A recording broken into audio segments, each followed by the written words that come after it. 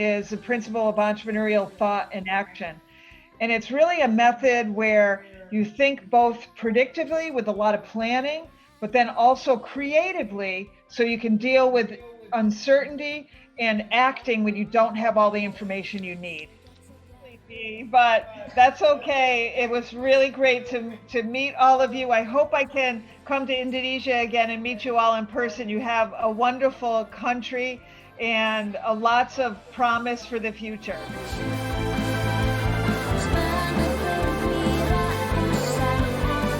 Goalnya, you only focusing on the goal and not the process, itu kita jadi gampang tergoyah karena mungkin orang bilang, nanti kalau kamu begini hasilnya tuh begitu. So you are not there at the present. You have to be there. The process is important.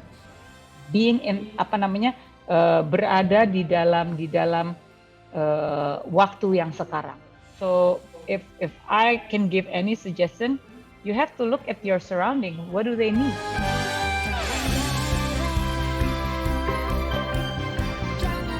Mengerti dimensinya ya, what does it take to be an entrepreneur? Karena juga banyak cerita yang gagal, ada yang kesasar, ada yang berhasil juga, atau apa ceritanya menjadi entrepreneur itu memang tergantung dengan nasib dan situasi kondisi individu menurut saya ya. Ada yang memang dari kuliah dia sudah punya naluri, saya mau jadi entrepreneur. Mungkin kena orang tuanya atau memang dia lahir seperti itu, ada yang tidak. Jadi banyak jalan, orang barat kan bilang many ways lead to Rome ya. Jadi kalau Rome itu adalah entrepreneur, bisa kita dari kecil kita seperti itu. Saya juga ada teman-temannya seperti itu. Ada juga yang setelah pensiun dengan umur 60 dia masih jadi entrepreneur. Ya, saya kira the sky is the limit. Saya kira kemungkinan untuk kita menjadi entrepreneur, kalaupun harus, dan itu bukan satu keharusan, ada juga yang tidak mau. Jadi itu memang ada banyak macam cara.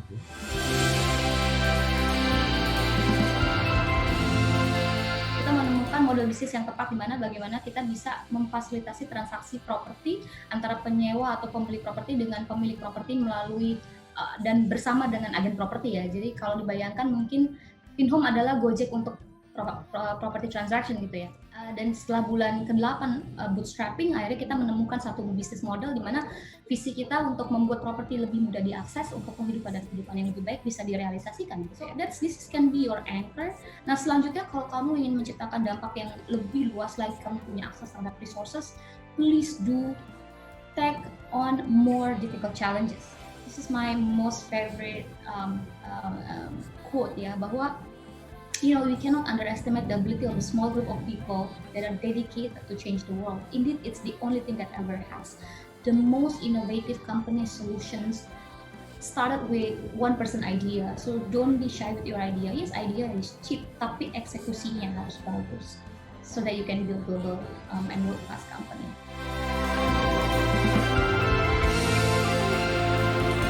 Jadi menurutku ketika kita hidup dari apa yang kita suka ya, kita dapat duit dari apa yang kita suka, maka kita akan menyukai hidup kita dan rasanya itu penting banget gitu untuk dapat itu.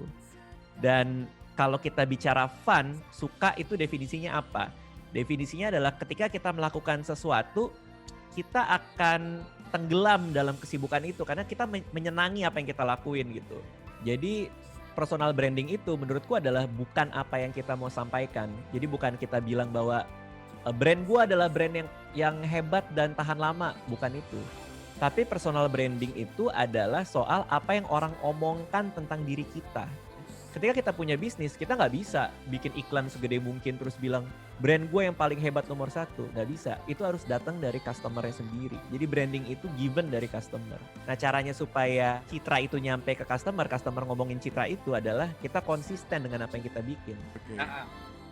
Sebelumnya kita mau say thank you dulu ke Bang Radit karena abis ini kita akan langsung menerapkan marketing mix yang tadi untuk mengejar sang pujaan hati. 1, 2, 3.